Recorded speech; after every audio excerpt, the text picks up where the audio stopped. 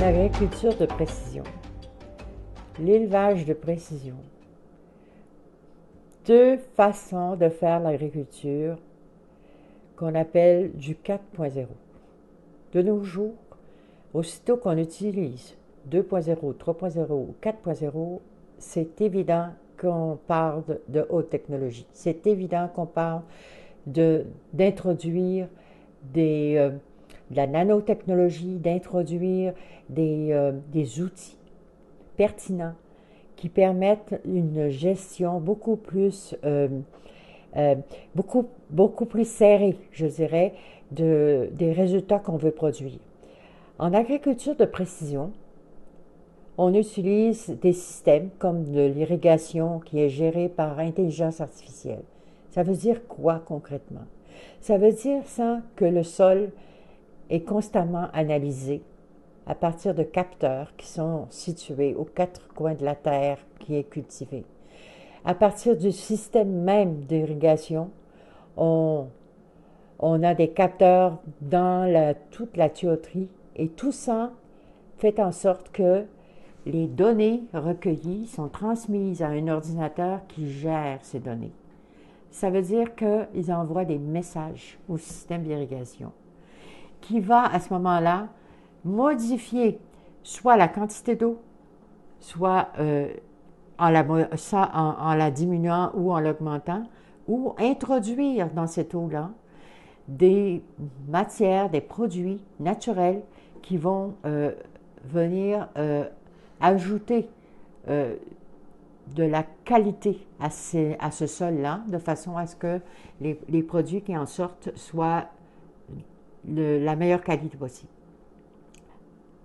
À part l'irrigation, qui est un bon moyen, c'est le moyen essentiel pour le développement d'une agriculture à l'année longue, surtout, et qui permet donc aux Africains de travailler en saison sèche, tout autant qu'en saison des pluies. Nous ajoutons à cela ce qu'on appelle des drones agricoles. Il y a toutes sortes de drones agricoles. Il y en a qui vont survoler les terres en hauteur et qui vont donner par infrarouge des couleurs qui permettent de savoir qu'est-ce qui se passe au niveau de l'ensemble de la production. Il y a aussi les plus petits drones qui, eux, sont comme des gros insectes qui se promènent entre les plants et vont prendre des images sous les feuilles, sur les feuilles, la tige et transmettre toutes ces informations-là à un ordinateur qui les analyse. Alors, est-ce qu'on est en train de développer une infestation d'insectes dans tel coin de la terre qui est cultivé? Est-ce qu'il y a des moisissures qui sont en train de se développer sur d'autres plants? Est-ce qu'il y a d'autres types de maladies phytosanitaires qui sont en train de se développer et qui risquent d'entraîner des pertes énormes? C'est à ça que les drones agricoles servent. Ce ne sont pas des jouets, ce sont des outils. Ce sont des outils pour lesquels on crée de nouvelles professions en agriculture. Vous savez, des pilotes de drones, c'est un métier maintenant. Alors les gens vont devoir se former pour devenir pilote de drone au niveau agricole. On est en train de créer toute une panoplie de nouveaux emplois et de nouveaux besoins en main-d'œuvre au niveau de l'agriculture. En Afrique, 60% de la population a moins de 35 ans. On est en face d'une population jeune, intéressée aux nouvelles technologies.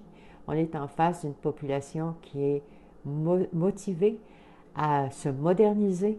Alors, l'agriculture de précision va répondre à beaucoup de besoins, non seulement au niveau de la création de la richesse, mais aussi de la productivité, mais aussi de l'intérêt que cette jeunesse-là va avoir envers l'agriculture. Ça favorise la rétention des jeunes en milieu rural. Ça favorise aussi l'acquisition de connaissances. Ça favorise aussi des salaires mieux rémunérés, donc une une capacité financière beaucoup plus importante dans les populations rurales. Ça a pour impact de freiner aussi l'immigration, parce que c'est important. Vous savez, les jeunes, ils n'ont pas envie de quitter leur pays, ils n'ont pas envie de quitter leur famille. Ils ont envie de gagner leur vie normalement.